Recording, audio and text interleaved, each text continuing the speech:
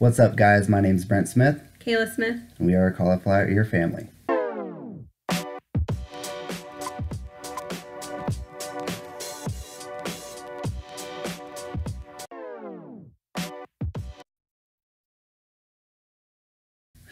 So today's podcast, we wanted to go over a couple questions. So we're kind of fielding in questions. So if you want your question, said question a lot, but if you want it featured on our podcast, send it to us and we will answer it. Hopefully you'll allow us to disclose your name. If not, no big deal. But if you want your question featured, just send them to us and we'll put them on the podcast.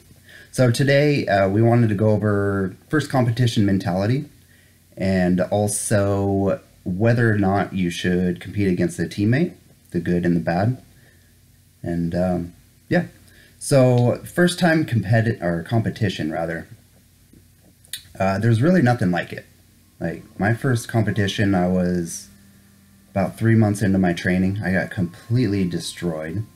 You did a lot better than I did in your first competition. Like you even got a tab, right? Yeah. Yeah. But I didn't get gold. Didn't get gold, but you still podiumed. But I highly encourage everybody, really, to at least try one competition. So, and there's really actually a lot that goes into that first competition. Like, you don't know what to expect. It's nerve-wracking. You don't know what your pre-tournament, like, preparation, like your routine is. You don't know how it's going to feel when that adrenaline dump happens, and it will happen. You just don't really know what you're getting into unless you've like competed in like wrestling or like judo or something similar. Because I don't think the team sports, you get that same feeling.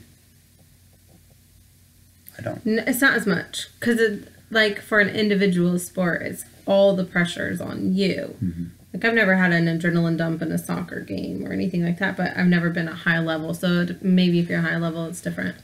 But I do think that everybody should try it simply because the growth that happens there is insane. And not just the growth, but the environment that you get to experience is beautiful. The friendships you get to form, the people you get to meet, it's just, the whole thing is just an amazing experience. Like pushing yourself out of your comfort zone, that's where growth happens. You don't grow when you just stay comfortable. So a lot of people are like, oh, I'm not ready. It makes me nervous. Good. It should. It should. That's where you should live your life. You shouldn't live your life in this box where you feel safe and content. You got to live your life on this line here. So this is where growth happens. It's the line where, oh, that makes me nervous, but it's a good thing. Like, it's a good thing to do. Push yourself there. Experience it and grow from it. You can't make a diamond without some pressure. So that's what we tell the kids. Yeah. But for your first tournament, I'd say go in without expectations, really. Yeah, go in just to learn and have fun and enjoy it, soak it in, because it's just like your white belt. Like, you don't get those things back. Mm-hmm. Like, your first time is your first time. Your white belt is the best belt. Yeah, there's no expectations on you when you're a white belt. Like, you barely know your name when you're a white belt. Enjoy that white belt and hold on to it. Yeah, we've all been there too. When I was asked the question, like initially, I responded to the question through Messenger, but like really, like we got to start like really thinking about the question and digest it. And what I initially said was, go into a tournament like you do in training, but really that's not quite accurate, I guess, because like for you were saying you train a lot differently than tournaments, than you compete. He always says, just think of it like another day on the mats. And I do agree with that advice, because if it's just another day on the mats and it's just new people that have come into the gym and not my normal people, then it's not about winning. It's about learning. And I do like that. Like in tournaments, I still go on there to learn and not to win, but it is different. So in training, we're trying different things and we're doing lab work and if somebody gets stuck on my hair, I can say, hey, can you get off my hair? Or things like that. In a tournament, you have to go in with a little bit harder mentality. Nobody's going to move for, well, some people do move for your hair. Thank you. And I'll move for yours if you're nice to me. But generally, like, you can't expect people to just get off of your hair. You can't expect people to just be nice to you because they're your friends. Most people are there to win. And so you are a little harder on those people than you are your teammates, because there's something when you formed a relationship with somebody that generally makes you hold back just a little bit so that you don't hurt somebody you care about. In a tournament, your intention is not to hurt somebody, but is to make them so uncomfortable that they give up. And it's just a little easier to do it when it's somebody you don't really know, or somebody that is in between you and a prize that you're wanting to obtain. I don't think I actually read the question, so just we can Tarantino it a little bit here. The question was, I am competing for the first time. Should I have a I'm going to break someone's arm attitude, or just have fun attitude? And really, like, so we catch everybody up. That was the question. And really, you should not have expectations. And it is going to be different. Because you do train differently. Like, you do try new things. Like, you might see a YouTube technique and you're just like, oh, that's awesome, I'm going to try that. Tournament setting is not the place to be trying those type of things. Like, they would 99% of the time will fail miserably. I mean, you learn. Oh, yeah. But training is when you're wanting to try new things. As far as going in and breaking somebody's arm or having fun, probably not your first tournament. It's probably not even, like, for most of us, like I said, I got dominated. I didn't get to really even impose my game. So there was no, like, oh, should I break this person's arm? No, I was worried about getting my face smashed in. But if you're on the other end of that and you are imposing your game, I mean, our goal isn't to ever in jiu-jitsu truly injure somebody unless, like, we're using it for a self-defense situation. Sure. Our goal is to make somebody give up. So if you can do that without injuring somebody, so, like, say going slowly into an armbar that you have locked in instead of just ripping it, do that. If there's no other option, it really just depends on how bad you want to win and whether that person is worth the injury or not. I guess it kind of depends on what kind of tournament you're doing, too. If it's like a local tournament, like, I'm a family man, and I have to work. I have to use my hands for work. So if I get my arm broken and you don't give me a chance to tap and give up, like, that was so uncomfortable, I'm giving up right now. You don't give me that chance and you just rip into it because your mentality is to, I'm going to break arms. If I get it, I'm breaking them. I mean, that's, I guess I know what I signed up for, but that's not really fair for people like me. And most people that we know train have other jobs. Jiu-jitsu is not our only job. And even if jiu-jitsu is your only job, it's better to do that with all, you know, your joints working appropriately. Sure. So I think that respect is still huge in martial arts, and so you should respect your opponent enough to give them the opportunity to tap. Now, if they do not take that opportunity, and you say you're going slowly into the armbar and it's fully extended and they don't tap, and you go a little bit more and it's overextended and they don't tap, and you go a little bit more, still don't tap, and then it eventually breaks, that would be on them. That would be, yeah. It's just respect at the end of the day, and especially for these local tournaments, it's just not really worth breaking other people for. No. For a little piece of gold that probably cost them $1 to make. Seriously. But if it's a huge tournament and this is not your first tournament and you're doing pans or worlds or something like that, and it's a career-changing or life-changing moment, it's a little different in a way. Yeah. So usually people that compete in those tournaments are a little bit more than hobbyists.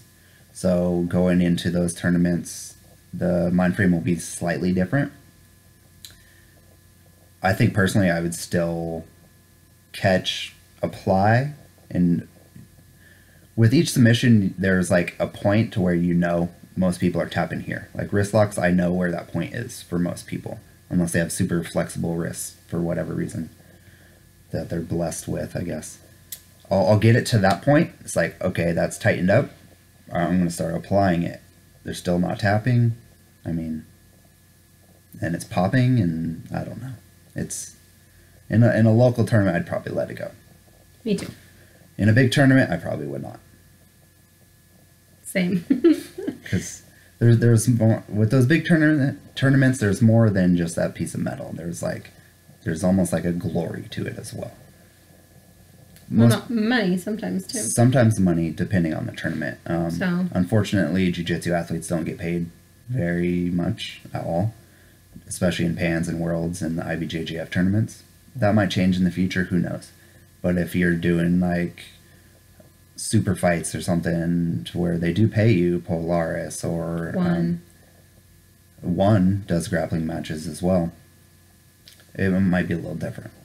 So really, I guess you gotta evaluate who you want to be, who you are as a person, and what you're willing to do to get that win. And that might be different than you or anybody. So the second question was competing against teammates. I didn't really write down the entire question. I just wrote down a bullet point. And she actually brought up a pretty good point about competing against teammates. Like they know. So say you have an injury. Like say you busted your ankle or you rolled your ankle or didn't tap to a straight ankle lock fast enough and it's slightly hurt, but you can still walk on it, whatever. Your teammates will know those little weaknesses. Whether or not they go after those weaknesses really says a lot about your teammates. I guess in a way too, it could be past teammates. Maybe you switch gyms, but they know you have something wrong with your hip or your knee. And they know, so they're just like, I know how to beat you, so I'm going to go after that. That sucks, but personally, I don't like closeouts. I don't mind competing against teammates. I've done it before, and I have no issue with it. Like, we make these friends. Like, I might not know you, but I compete against you. Typically, we're going to end up being friends. There's like a brotherhood or a sisterhood if you want to go that way. It's crazy. It's cool, but it's crazy. And for me, I don't mind competing against teammates, but if they're the only person in my bracket, then I don't want to waste $100 to compete against somebody I can compete against anytime I want to. And so for me, it's just a monetary thing. It's just not worth it if that's the only person I have in my bracket. But if we have multiple contenders and multiple people, then I'm not going to just like mess up the bracket system or say, oh, I can't compete against this person. Everybody has their day. And just go in there and do your best and see who comes out on top and be gracious whether you win or whether you lose, and learn. So it doesn't bother me. As far as closeouts go, like I want to see those matches. Like Pans, like Atto's closed out a couple different divisions, and like those are the matches that I want to see. Like I know you guys compete against each other, but like as a fan, that's what I want to see. So. And as far as the cost goes too, like it might be $100 to enter into the tournament, but how much are you paying to get there? Like you got your airfare, you got your gas if you're driving, hotel, like, and if it's just your teammate, that sucks. And then it's not worth it. No. I would just be like, I'm pulling out then, I guess. I don't know.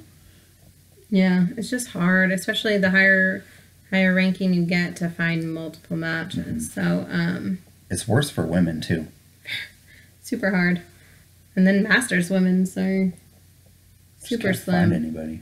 Yeah. So if you're a woman out there, just try it. Just try competition, and let's build the women in the competition scene because we need it. And honestly, as far as competition goes in general, did we already talk about that on this one? How everybody should compete? Yes. Okay. Never We mind. did. So compete. Compete. Try it. Everybody should try it. I don't think coaches should force students to compete. I think it should be your own choice, but we highly recommend it to everybody. It's not for everybody, but it is worth trying. You never know until you try it. All right, that's what we got for you today. We have some awesome Mother's Day stuff in the site. So go to cauliflowerearfamily.com. Check out our Mother's Day collection. We still have the paracord bracelets. I put my stripes on there, so next step is black belt. And I've seen a couple other people do that as well. Yeah, we had some customers send in their photos and they have stripes on theirs added. With just the tape. Like, we all have it, athletic tape. So just add your stripes on. It's super cool. Just throw them on there, and then you can rep your rank day to day in your streetwear. So yeah, check it out, cauliflowerearfamily.com. Use thank you 10 to get 10% off your entire order. And thanks for watching, guys, and we'll see you next time.